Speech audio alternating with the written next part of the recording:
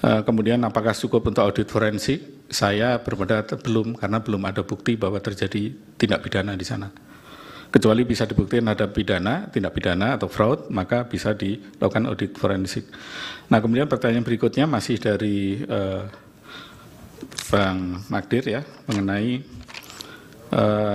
human error atau technical error. Tadi saya sampaikan bahwa Sirekap mobile itu mengkonversi gambar, tulisan yang ada di gambar menjadi angka itu secara otomatis dengan menggunakan software. Tidak ada manusia yang mengkonversi di sana, beda dengan situng dulu. Kalau situng dulu memang di-entry oleh manusia, sehingga menurut saya itu technical error, sangat-sangat technical error. Kecuali kalau form C1 yang tadi menjadi C1 hasil adalah dokumen otentik, itu yang dirubah. Jadi kalau dokumen otentiknya tidak sama dengan hasil yang kenyataannya, baru itu namanya ada fraud yang dilakukan oleh KPPS misalnya. Tapi kan selama ini tidak pernah ada sanggahan bahwa hasil perhitungan suara di level TPS itu berbeda dengan kenyataan begitu. Kemudian dari pihak terkait, Sirekap alat bantu dan berjenjang. Jadi betul sekali. Jadi berkali-kali saya sampaikan bahwa ketika perhitungan suara berjenjang dilakukan, itu mulai dari TPS, kemudian sampai ke kecamatan, kemudian ke KPU kabupaten kota dan sebagainya, itu adalah proses berjenjang yang di mana alat Sirekap sebagai alat bantu itu digunakan adalah ketika nanti alat perhitungan berjenjang ini selesai, ditandatangani oleh semua saksi dan dari pihak pemohon, kemudian itu digunakan untuk mengupdate Sirekap. Jadi Sirekapnya juga ikut berjenjang, jadinya sebetulnya secara tidak langsung koreksinya ikut berjenjang juga. Di samping memang koreksi yang langsung dilakukan oleh KPU, juga ada koreksi berjenjang dari bawah juga. Karena, dan yang kedua adalah jangan lupa di sana juga di Sirekap itu selain form C1 hasil ada form D yang selama ini saya belum pernah dengar dari dalam sidang ini dibuka. Padahal form D itu adalah hasilnya tadi, kesimpulannya rekapnya seperti apa.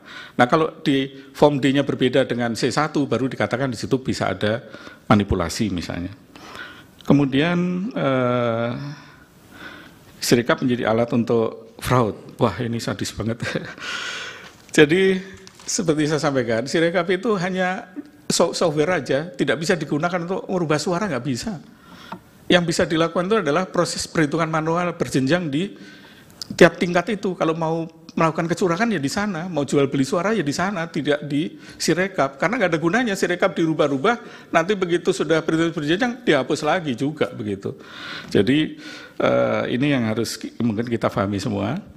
Kemudian saya agak percepat ya, langsung ke Prof. Eni mengenai evolusi Prof. Eni ya. Jadi senang sekali ini ketemu dengan Prof. Eni lagi. Jadi dulu situng itu memang ada proses yang sangat panjang, sehingga kemungkinan terjadinya human error itu tinggi.